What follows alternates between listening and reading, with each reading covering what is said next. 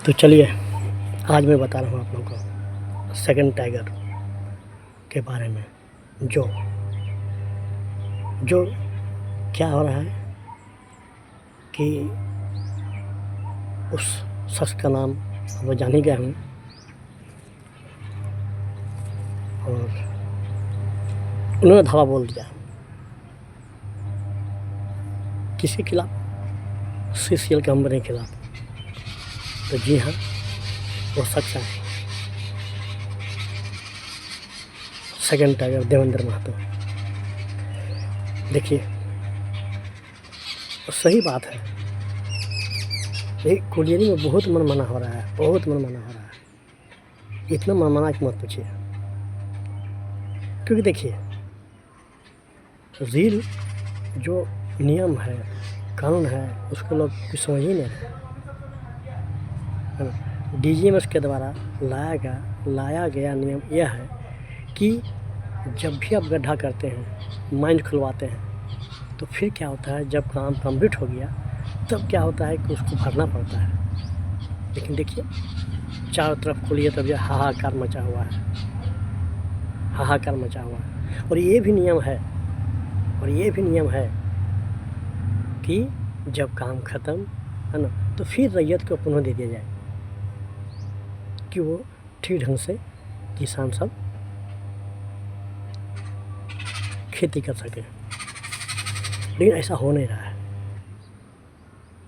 ना, मतलब ऐसा हो नहीं रहा है।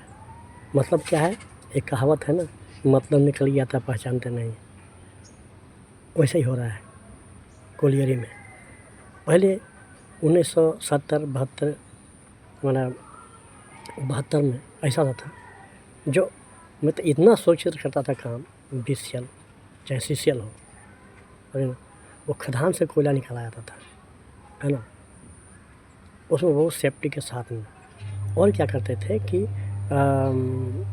मतलब क्या था कि कोयला निकलने के बाद क्या होता है कि उसमें बालू दिया जाता था ताकि वो चाल बैठे नहीं, ऊपर में कुछ किसान को क्षति नहीं हो।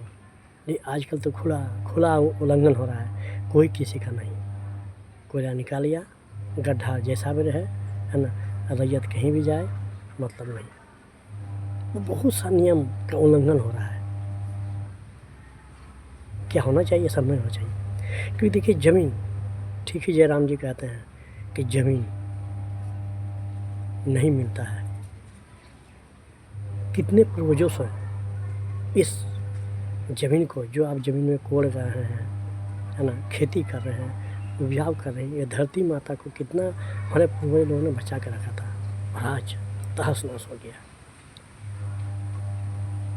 आपको मैं बताऊंगा कि देवेंद्र महतो जी क्या क्या किए, नहीं किए, है ना। सीसीएल के जीएम से भेंट करने के लिए आगे बताऊंगा, देखते रहिएगा। तो देखिए क्या है, इसके बाद क्या है, और नहीं, यहाँ तो रैयत को देखिए ले लिया, रजिस्ट्री करवा लिया, इसके बाद ज़मीन के बाद मुआवजा नहीं, कुछ नहीं, है ना। हमारे यहीं कोलियरी है, समझे ना, बगल में कोलियरी है, तो चल रहा है, तो देखिए गड्ढा पूरा किया हुआ है, कोई इसका माँ बाप नहीं। ऐसा नहीं होना चाहिए। हमको याद है, मैंने 1983 से बात कर रहा हूँ, बीसीएल कंपनी चल रही थी, तो मेरा आर धंस गया था। देखिए बहुत अच्छी बात बता रहा हूँ, आर क्या हुआ था, धंस गया था। बीसीएल लिखे थे उस टाइम के, देखिए क्या कि बीसीएल आदमी भेजा था उस गड्ढे किए हुए मेढ़ को बांधने के लिए, है ना। बताइए, हम ये नहीं कहते हैं कि कोयला उत्पादन ना कीजिए, लेकिन सबका नियम है, जो नियम है ना, जो नियम सेंट्रल गवर्नमेंट बनाया हुआ है, उसको लेके चलना पड़ेगा। और यहाँ क्या है, वही ना, एक से एक दलाल लगे हुए हैं, ज़मीन ले लिया, सब कुछ कर लिया, इसके बाद फिर आप कई साल नौकरी कीजिएगा।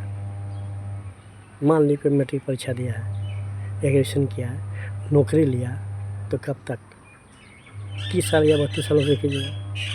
इस पर क्या होता है, और कोई पूछने वाला नहीं। वहाँ पर क्या होता है ना, कम से कम ये होता है कि कोयला निकाल लिया, उसका लेबल कर दिया जाएगा, मिट्टी से भर दिया जाएगा, तो किसान सब काम करेंगे। लेकिन ये नहीं। तो आइए बताते हैं देवेंद्र महतो ने क्या किया। एसी के खिलाफ, है ना, एसी के खिलाफ डाकरा कोलियरी के जीएम के आगे भेंट करने के लिए ज्ञापन सौंपने गए थे, है ना। तो उनको जान नहीं दिया, तो बैठ गए धरना पर, है ना। बोल रहे हैं 2 आदमी। अरे भाई 2 आदमी क्या, 10 आदमी है, बुलाइए, मीटिंग करवाइए। तो फिर अंत में क्या हुआ, वहाँ के डाकरा के जीएम जो थे उनको बुलाया गया, समझिए ना। उनसे टाइम दिया गया, मैं यहाँ बात करूँगा आपसे, है ना, आप लेके आइएगा हॉल में। सोचिए कि इस धरती माँ किसान कितना मेहनत से अन्न उपजाता है, सारा पेट भरता है। अगर साग सब्जी नहीं हुआ, धान नहीं हुआ ना, तो पैसा कोई काम तो नहीं होता है ना। और देवेंद्र महतो ये भी बोला, समझिए ना, कि आप बर्दाश्त नहीं होगा, मनमानी ढंग से कोयला निकालिएगा, महीना मनमानी ढंग से हम काम कीजिए तो कैसे क्या होगा, हम नहीं छोड़ेंगे। और देवेंद्र महतो तो दमदार नेता है ना। मैं आपसे यही कहूँगा कि 2029 में उनको ज़रूर जिताइएगा, ये पक्का है। अगर अच्छे आदमी आएंगे तो हमारा काम होगा, और नहीं, इसलिए मैं यही कहता हूँ। तो देखिए, समझिए ना, उनको वक्त दिया गया है। जीएम डाकरा कोलियर सीसीएल के जो जीएम हैं उनको समय दिया गया है। अब क्या आता है ना। अरे भाई कुछ भी काम कीजिए, सही ढंग से काम कीजिए ना, जो सब खुश। मतलब निकल गया तो पहचानते नहीं है, इसके बाद ये तो ऑफिस पर ऑफिस जाइए, कोई सुनना नहीं होगा। हम तो ज़मीन देवी मत कीजिए, किसान लोग सब, किसान भाई से यही कहते हैं, ज़मीन मत दीजिए, नौकरी कीजिए 30 साल, और ये ज़मीन जो है पूर्वजों से दिया हुआ चाहिए, है ना। इसमें गोबर दीजिए, खाद डालिए, है ना, अन्न खाइए, शुद्ध अन्न खाइए।